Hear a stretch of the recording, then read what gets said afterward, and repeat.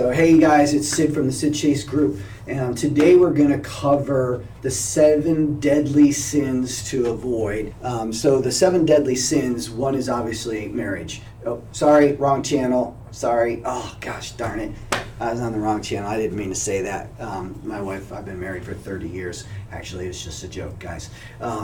The 7 deadly sins to avoid are things to have to do with investing and wealth building and just daily stuff, right? So let's go over them. Inappropriate asset allocation, right? So if you're a long-term investor, you only need one oil stock. Right, if you're looking at majors, yeah, I know there's midstream, there's upstream, there's downstream. Then there's the majors, there's producers, there's drillers. You know, just like with gold, you know, you can have a gold mining company, you can have a Williams stock company, not Williams. I can't think of their name off the top of my head. Forget what it is off the top of my head now, but WMP or something like that, where all they do is loan money, right? So what you want to do though is pick out one oil company, one retail company, one food product or consumer goods company, you know. So if you're going to pick Coca-Cola, don't pick Pepsi. If you're going to pick Pepsi, don't pick Coca-Cola. So you don't want to double down on anything like that. Having too much cash. Most people think that is just ludicrous, right? But look, if you have a lot of cash and it's sitting on the sidelines making less than 2%, technically making less than 3 or 4%, your money's doing nothing for you. Not a thing. Zero. I know you feel like you're all cuddly and you got your cup of tea and you got your little blankie on and you feel all good because you got cash in the bank. I get that. I know exactly how you feel. But if the cash is not working for you, it's not making you more money, right? It's not building your wealth or building your legacy. Now, here's a couple of things that you do need to have cash in. One is your emergency fund, okay? Your emergency fund should be between $1,000 and $5,000. Could be more depending on your lifestyle, okay? Now, emergency fund is just that. It is for emergencies. Your car breaks down, the tire falls off, washer and dryer break down, something happens to your boat. You know, well, that might not be an emergency, but if you wanted to go fishing, then it would be, right? Those are emergency funds. So you want to have cash for that. The only other thing you'd want to have cash for is your living expenses, right? So what we teach here at Sid Chase Group, and we've always taught this for over 30 years, folks, is you got to have your own house in order first. So debt down or no debt, emergency fund, living expense fund, and at the same time you're doing those 2 or 3 things, you want to start putting your money away for retirement, right? And that's in a 401k, a 403b, Roth IRA, a regular IRA, a self-directed IRA, a SEP IRA, a solo IRA, and oh my goodness, I can go on and on and on, right? Whatever one of those fits you want to make sure that your house is in order, and you need to have that to have it in order. Okay, so let's move on. One more thing about cash. I have cash around, but I use the cash. It's always moving, right? I put it out for an investment, it comes in. I put it out for an investment, it comes back in. Other than that, and the other 2 things, you should have no excess cash on hand. Your cash should be moving for you. Paying excessive fees. That could be from your banks, wiring things, too many deposits, too many withdrawals, brokerage fees if you're brokerage fees if you are a stock trader. So we have a small hedge fund here that we run that's completely private. We don't let outside people in it. It's just a family one that we run. And so we've had to negotiate with different brokerage houses to get our fees down, because that's how you save money, right? So those are just a few things. Money management and tax management, okay? Make sure you're managing your money, okay? You want to know where the money's coming in, you want to know where it's going out, and if you don't know, what you want to do is make sure for 1 month, 30 days, maybe 60 days, maybe 90 if you really need to, and write down every single piece of nickel, dime, greenbacks, whatever you want to call them, doesn't matter, where it's coming from, how it was made, and where it's going out to, whether it's a bill or an investment, okay? And that'll give you a really good picture. And I've talked about this software before, but I'll put the link down below. It's Personal Capital. Don't go out and do it on your own. We'll take the link, because if you hit the link and you sign up completely free, they'll actually pay you $20 because they're a newer company. The software is amazing, and it will help you understand exactly where you're at with your debt and your wealth, okay? Tax management. You got to make sure that you're not paying old Uncle Sam more than he deserves. Now, you notice I said deserves, not needs, right?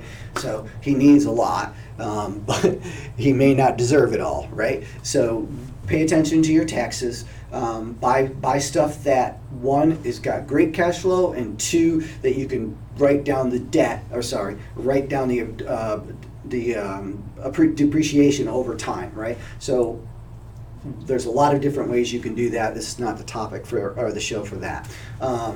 Have a written plan. That it's a major sin, right? And I've talked about before that I really, for many years, never had a business plan, and which kind of got me all scattered all over the place. So you want to have an exit strategy, you want to have a business plan, and what are your goals? All of that needs to be rounded out. It doesn't need to be, a book this thick, but you got to have the basics down so you know where you're going and what your goals are and how you're going to get there. So make sure you have that. If you don't, you're committing a huge sin.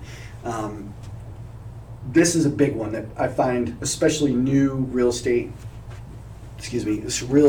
investors do, and that is trying to live off their cash flow as they're buying rental properties. Big mistake, guys. Big mistake. I know you've done the rat race and Robert Kiyosaki cash flow game and all of that kind of stuff. I get it, right? You have your $5,000 in bills, and if you can get your investments up to $7,000, you're good to go. You get the math, right? Well, I implore you not to do that for at least 3 or 4 years in the beginning, maybe even 5, because what you'd rather do is build all that money up for cash, use that money then to buy other investments, and or slice it in half or quarters or however you want to do it, and then use some of that to pay down your debt of the investments that you have, because the faster you have those paid down, the better it is for you in the long run, okay? So make sure you're not living off your cash flow too soon. That's a big sin, and I committed that sin. I just was stupid about doing it, and it goofed me up for a long time. Overspending. That's two categories, right? So debt and living above your means, which kind of in a roundabout way are both the same thing. So don't go out and waste money. You don't need to go out to dinner every single night, right? This is debt, this silly debt, right? So wife and I, we go out maybe 2 times a week, or 2 times a month. She would like to go out every night, but that's why I get stuck cooking, because, all right, we won't go there. Anyways, because she's watching. The other thing is, don't live above your means, right? So even if you can afford a $500,000 house or more, or you can afford the Aston Martin, right? Maybe you don't need it quite yet, right? Make sure your other goals, you've reached them. Make sure you have your emergency fund. Make sure you have a good solid job that it's not going anywhere. Make sure you have your living expenses. Make sure you've got your retirements not only maxed out, but you're also doing putting extra money away for your retirements before you try to live any other way, right? So if you live below your means, you swipe off that cash to put into more investments. So no matter who you are or where you're at in your life, excuse me, those are 7 deadly sins that you do not want to commit. And if you're older, you definitely can't commit them. I mean, you have to tighten down the screws, batten the hatches. The storm is coming. If you got less than 10 years to go before retirement, look, guys, the shit is about to hit the fan, and you need to do something about it.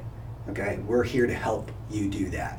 Okay, and I don't mean I'm charging you. What I mean is we're here to help you do that. If you have any questions, leave them below. Email us. Go to our website, sidchase.com or Sid Chase Group. You'll find the a tab on there that says contact me. You can actually do a 15-20 minute consultation with me for free, and I'll answer any of your questions, and or I can have you send them in early. I can look them over, and that way we don't waste a lot of time. So we're here to help you and your family get to whatever spot in the universe you want to be. I appreciate your time. Thank you very much. You can check us out on LinkedIn, Twitter, Instagram, Facebook, I don't know, a whole bunch of other places probably. Hit all the likes, thumbs up, subscribe, all that good stuff. We appreciate it.